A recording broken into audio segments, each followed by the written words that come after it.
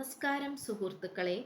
Tarot love energies എന്ന നമ്മുടെ ഈ ചാനലിന്റെ പുതിയൊരു അധ്യായത്തിലേക്ക് എല്ലാ മാന്യ പ്രേക്ഷകർക്കും എൻ്റെ വിനീതമായ നമസ്കാരം. സ്ക്രീനിൽ കാണിക്കുന്നതാണ് പേഴ്സണൽ റീഡിങ്ങിന്റെ വാട്സപ്പ് നമ്പർ. ഈ നമ്പറിൽ വാട്സപ്പിൽ മെസ്സേജ് ചെയ്തു കഴിഞ്ഞാൽ പേഴ്സണൽ റീഡിങ്ങിന്റെ വിശദാംശങ്ങൾ അവിടെ അറിയിക്കുന്നതായിരിക്കും.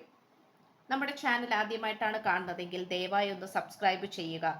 വായന ഇഷ്ടപ്പെട്ടു കഴിഞ്ഞാൽ ലൈക്ക് ചെയ്യാനും ഷെയർ ചെയ്യാനും സബ്സ്ക്രൈബ് ചെയ്യാനും മറക്കരുത്. പേഴ്സണൽ റീഡിങ്ങിന്റെ നമ്പർ സ്ക്രീനിലും അതുപോലെ ഡിസ്ക്രിപ്ഷൻ ബോക്സിലും കൊടുത്തിട്ടുണ്ട്. വാട്സപ്പിൽ മെസ്സേജ് ചെയ്താൽ മതിയാകും. അപ്പോൾ നമുക്ക് ഇന്നത്തെ തലക്കെട്ടിലേക്ക് ഒന്നെത്തി നോക്കാം.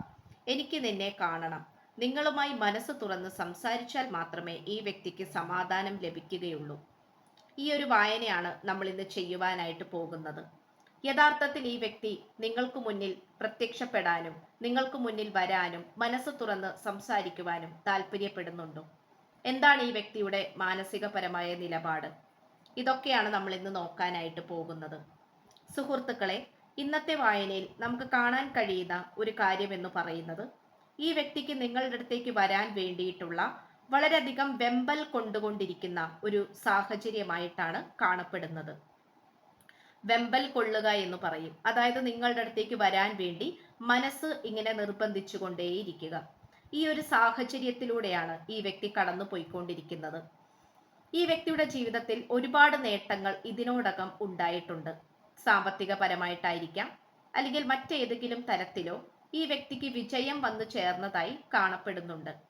ആ വിജയത്തിന്റെ മുന്നോടിയായി, അല്ലെങ്കിൽ ആ വിജയത്തിൽ പരിപൂർണമായി മനസ്സു തുറന്ന് സന്തോഷിക്കാനും കൈയടിക്കുവാനും വളരെ സന്തോഷിച്ച് നിൽക്കുവാനും ഈ വ്യക്തിക്ക് സാധിക്കുന്നില്ല എന്നുള്ളതാണ് നമുക്കിവിടെ കാണുവാൻ കഴിയുന്നത്. ഈ വ്യക്തിയെ സംബന്ധിച്ചിടത്തോളം നമുക്കിവിടെ കാണാൻ കഴിയുന്ന ഒരു കാര്യം എന്ന് പറയുന്നത്, ഒരുപാട് കാര്യങ്ങൾ ഈ വ്യക്തിക്ക് ഇപ്പോൾ സ്വന്തമായി ഉണ്ട്. നല്ലൊരു വീടുണ്ടാകാം, കാർ ഉണ്ടാകാം, ഇഷ്ടപ്പെട്ട ജോലി ഉണ്ടാകാം, ബിസിനസ് ഉണ്ടാകാം, വരുമാനം ഉണ്ടാകാം, നല്ല ആരോഗ്യമുണ്ടാകാം, നല്ല മാനസിക സ്ഥിതി ഉണ്ടാകാം. സന്തോഷിക്കാൻ ഒരുപാട് കാര്യങ്ങൾ ഈ വ്യക്തിയുടെ ജീവിതത്തിൽ ഉണ്ട്. പക്ഷേ ഈ വ്യക്തിക്ക് എവിടേക്കോ നല്ല രീതിയിലുള്ള മിസ്സിംഗ് ഫീലാണ് സംഭവിച്ചുകൊണ്ടിരിക്കുന്നത്.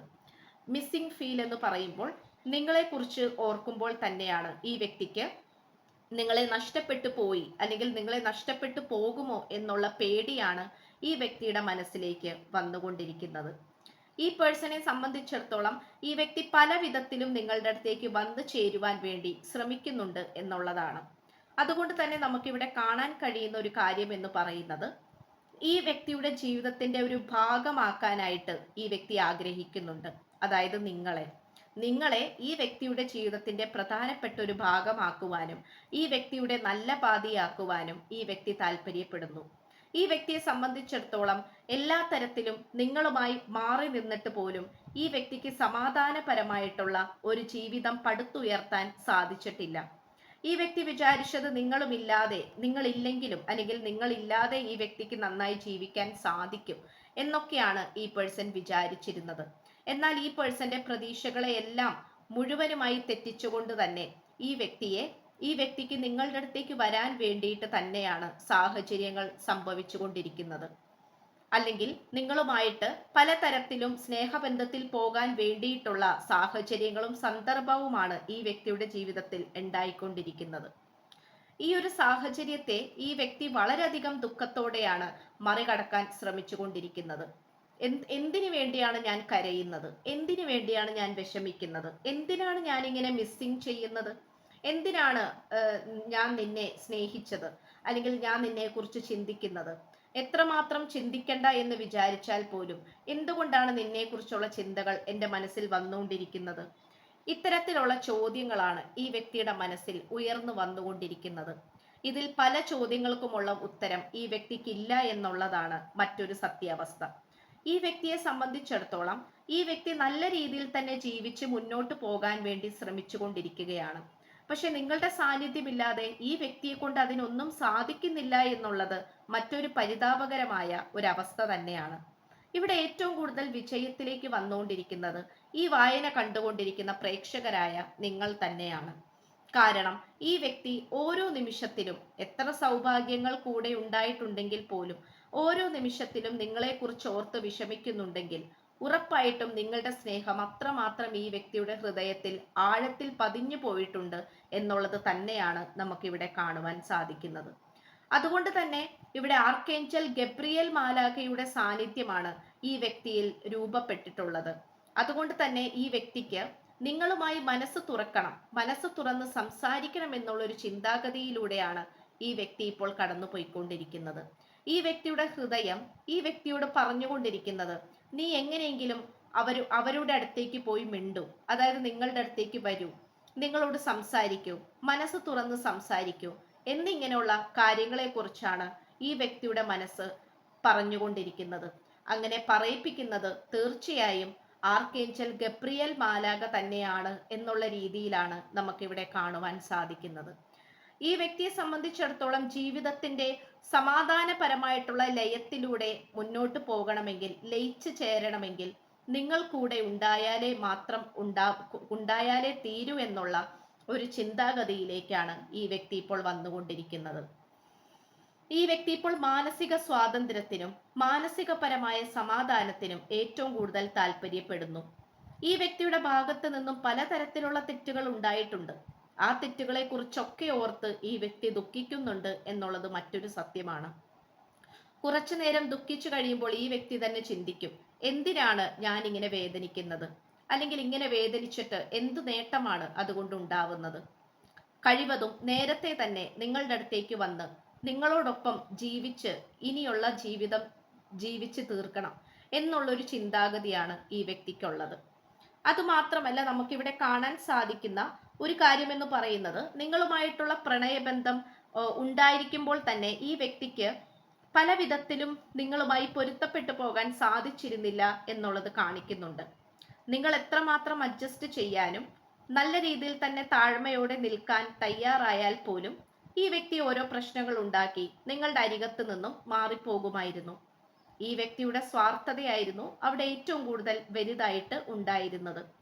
സ്വാർത്ഥ താല്പര്യങ്ങൾ കാരണം ഈ വ്യക്തി പറയുന്നതാണ് ശരിയെന്നും ഈ വ്യക്തി പറയുന്നതിനനുസരിച്ച് മുന്നോട്ട് പോകണം എന്നുള്ളൊരു നിർബന്ധ ബുദ്ധിയായിരുന്നു ഈ വ്യക്തിക്ക് ഉണ്ടായിരുന്നത്. എന്നാൽ ഇപ്പോൾ ഈ വ്യക്തി തിരിച്ചറിയുന്നു, നിങ്ങൾ എത്രമാത്രം യാഥാർത്ഥ്യമുള്ളവരായിരുന്നു, താഴ്മയുള്ളവരായിരുന്നു, എത്ര മനസ്സലിവുള്ളവരായിരുന്നു, എത്ര നല്ല മനസ്സുള്ളവരായിരുന്നു. ഇതൊക്കെയാണ് ഈ വ്യക്തി ഇപ്പോൾ ചിന്തിച്ചുകൊണ്ടിരിക്കുന്നത്. അതുകൊണ്ട് തന്നെ ഈ പ്രണയബന്ധത്തിൽ പുതിയ ഒരു എനർജി കൊണ്ടുവരാനായിട്ട് ഈ വ്യക്തി താല്പര്യപ്പെടുകയാണ്. അനാവശ്യമായിട്ടുള്ള വ്യക്തികളെയും സാഹചര്യങ്ങളെയും എല്ലാം മുഴുവനുമായി കളഞ്ഞുകൊണ്ട് നല്ലൊരു എനർജിയെ കൂട്ടുപിടിച്ചുകൊണ്ട് നിങ്ങളുടെ അടുത്തേക്ക് വരാനാണ് ഈ പേഴ്സൺ ഇപ്പോൾ ശ്രമിച്ചുകൊണ്ടിരിക്കുന്നത്. ഈ പേഴ്സൺ ഇപ്പോൾ നിങ്ങളുടെ സാന്നിധ്യമില്ലാതെ യാതൊരു കാരണവശാലും മുന്നോട്ട് പോകാൻ പറ്റില്ല എന്നുള്ളൊരവസ്ഥയിൽ എത്തിച്ചേർന്നിരിക്കുകയാണ്. ഇവിടെ സ്പിരിച്വാലിറ്റിയെ നമുക്കിവിടെ കാണുവാൻ സാധിക്കുന്നുണ്ട്. ആത്മീയപരമായിട്ടുള്ള യാത്ര.